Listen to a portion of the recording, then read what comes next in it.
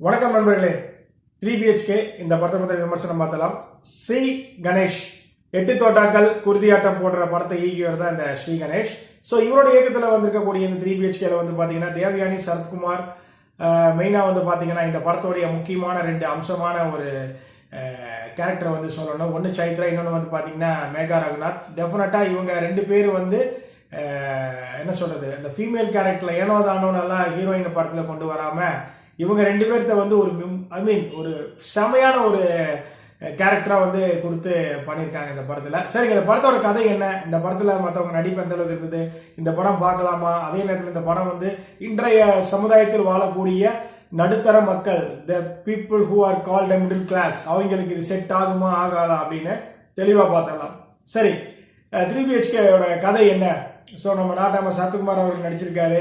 உண்மையிலேயே தேவயானி ஒரு செமையான ஒரு சீனியர் பர்சன்ஸ். ஸோ சித்தார்த் இவங்கெல்லாம் ஒரு பயங்கரமான ஒரு நடிப்பு அரக்கர்கள். இந்த படத்தை வந்து ஒரு ஃபீல் குட் மூவியாக வந்து இருக்குன்னு சொல்கிறாங்களே அப்படின்னு நம்மளும் பார்க்கும்போது இந்த படத்தோட கதை என்னன்னா, 3BHKன்னு பார்க்கும்போது தெரிஞ்சிருக்கும், சரி ஒரு வீடு நமக்குன்னு வாங்கணும் அப்படிங்கிறதுக்கு போராடுற ஒரு கதையாக இருக்கும்னு சொல்லிட்டு நினைக்கிறீங்க. அப்கோர்ஸ் அதே கதை தான், வேற எந்த வித மாற்றமும் கிடையாது. இது என்னன்னா, ஒரு நடுத்தர ஃபேமிலி, அம்மா அப்பா தேவயானி, சரத்குமார்.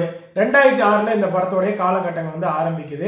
அதுல இருந்து இப்போ வரைக்கும் என்ன அப்படிங்கறதான் ஸ்ரீ கணேஷ் வந்து ஒவ்வொரு இடத்துலையும் ஒரு டிரான்ஸ்ஃபர்மேஷன் வந்து கொடுத்துருப்பாரு. இப்போ என்னன்னா, சரத்குமார் வேலை செய்யறவர், அவரால் அவ்வளோ பெரிய சம்பாத்தியம் கிடையாது. ஒவ்வொரு முறை பணத்தை சிறுக சிறுக சேர்த்து ஒரு வீடு வாங்கணும் அப்படின்னு முயற்சி பண்றாரு.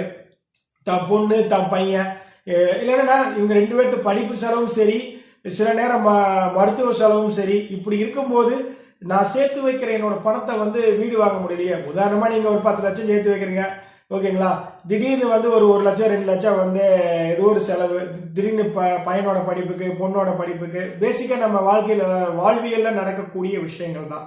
அப்படி என்னன்னா, ஒரு விஷயம் நடக்கும்போது நம்மளால இப்படி பண்ண முடியலையே அப்படின்னு ரொம்ப யதார்த்தமாகவும் ரொம்ப அழகாகவும் வந்து பாத்தீங்கன்னா அந்த நிறைய காட்சிகளை வந்து இது பண்ணியிருப்பாங்க, ஸ்கிரீன் பிளே பண்ணியிருப்பாங்க. முக்கியமாக சித்தார்த் வந்து பார்த்தீங்கன்னா ஒரு கடத்துல தான் வீட்டுக்கு ஒரு சப்போர்ட்டிவா இருக்கிற ஒரு பையனாகவும் மாறி, சில நேரங்களில் வந்து பார்த்தீங்கன்னா என்ன பண்ணுவார்னா, இதுக்காக நான் இவ்வளோ ஒரு டிசர்வ் பண்ணி இருந்து, அது டிசர்வ் பண்ணாரா இல்லையாங்கிறது படத்தை பார்த்தீங்கன்னா தெரியும். ஸோ இப்படி ஒரு வீட்டுக்கு சப்போர்ட்டாக இருக்கக்கூடிய நம்ம சித்தார்த் வந்து பார்த்தீங்கன்னா ஒரு கடத்துல வந்து ஒரு சுயநலவாதியாகவும், இது இவங்களை டிபெண்ட் பண்ண வேலைக்காகாது, நம்ம வேலையை பார்த்துட்டு போகணும் அப்படின்னு சொல்லிட்டு அங்கிருந்து தன்னுடைய விஷயத்தை வந்து மாத்துறாரு. அதுக்கப்புறம் ஏற்படக்கூடிய பிரச்சனைகள், கடைசியில இவங்க நினைச்ச மாதிரி ஒரு 3BHK வீடு வாங்கி சொந்தமா ஒரு வீட்டை வாங்கி குடியேறினாங்களா இல்லையா அப்படிங்கிறது இந்த படத்தோட கதை.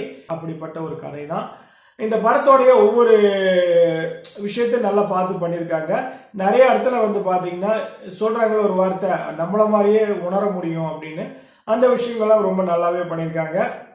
ஆனா இது என்ன அப்படின்னா, ஒரு சில இடங்கள்ல வந்து பாத்தீங்கன்னா கொஞ்சம் சீரியல் தன்மைகள் வந்து நிறைய இது பண்ணியிருக்காங்க. நீங்க இன்னைக்கு டிவியில வந்து நிறைய சீரியல் ஓடுது, அந்த சீரியல் பார்த்தாலே உங்களுக்கு தெரியும். ஸோ எனக்கு தெரிஞ்சு நிறைய சீரியல் தன்மைகளை உள்ள கொண்டு வந்திருக்காங்க. அதை நான் இங்க சொல்லிடுறேன், நம்பர் 1. அதுக்கப்புறம் வந்து பாத்தீங்கன்னா ஒரு ஸ்டேஜுக்கு மேல பாத்தீங்கன்னா அந்த ஒரு டிராமாட்டிக் டிராமா வந்து நல்லாவே அந்த தேவயானியோட நடிப்பெல்லாம் வந்து பார்க்கும்போது என்னாங்கன்னா சில இடத்துங்கள் கொஞ்சம் ஓவரா இருக்கிற மாதிரியே தோணுது. சரத்குமாரோட ஆக்டிங் வந்து நார்மலா இருக்குது. பட் அதே ஒரு சில இடத்துல வந்து பாத்தீங்கன்னா செயற்கை தன்மை வந்து ரொம்ப இருக்கு.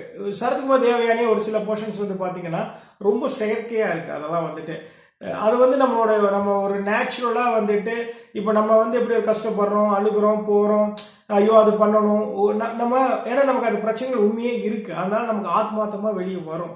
பட் இவங்களை பொறுத்த வரைக்கும் வந்து பாத்தீங்கன்னா அது ஒரு கேரக்டரா வாங்கி நடிக்கும் போது எக்ஸ்பெக்ட் பண்ண அளவுக்கு அவுட்புட் வரலனாலும் கூட ஓரளவுக்கு பாக்குற மாதிரி ஒரு அவுட்புட் இருக்கு.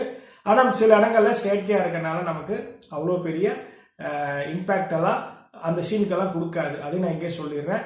ஒரே ஒரு விஷயம் நம்ம மைண்டுக்குள்ள என்ன வரும்னா, நமக்குன்னு ஒரு வீடு வாங்கணும், அது நமக்கு ஒரு மரியாதை அப்படிங்கிற விஷயத்த வந்து சொல்ல அந்த விஷயத்த சொல்றதுக்காக ஸ்ரீ கணேஷ் வந்து ரொம்பவே நல்லா பாடுபட்டிருக்காரு அப்படின்னு இந்த படத்து மூலமா தெரியுது. அப்கோர்ஸ் எல்லாருக்குமே வந்து இன்னைக்கு இருக்கக்கூடிய காலகட்டத்தில் எல்லாருக்குமே அந்த ஒரு வருத்தம் இருக்க தான் செய்யும். இந்த படத்தை வந்து நல்லா போர்ட்ரேட் பண்ணியிருக்காங்க. பட் இது வந்து 90s கிட்டுக்கு வந்து செட் ஆகும். 2K கிட்டுக்கு வந்து டெஃபினட்டா இந்த படம் கனெக்ட் ஆகுமா அப்படின்னா அது கொஞ்சம் டவுட் தான், நான் ஓப்பனாகவே சொல்றேன். இது வந்து கொஞ்சம் அவுடேட்டட் ஸ்கிரிப்ட் மாதிரியும் தெரியும். அதே நேரத்தில் வந்து பார்த்தீங்கன்னா இந்த அதாவது இது படம் அப்படிங்கிறது கொஞ்சம் சீரியல் மாதிரி இருக்கே அப்படிங்கிற ஃபீலும் உங்களுக்கு வரும். இதை நான் ஹானஸ்டாக நான் சொல்லிடுறேன். ஓகேங்களா? தேங்க்யூ.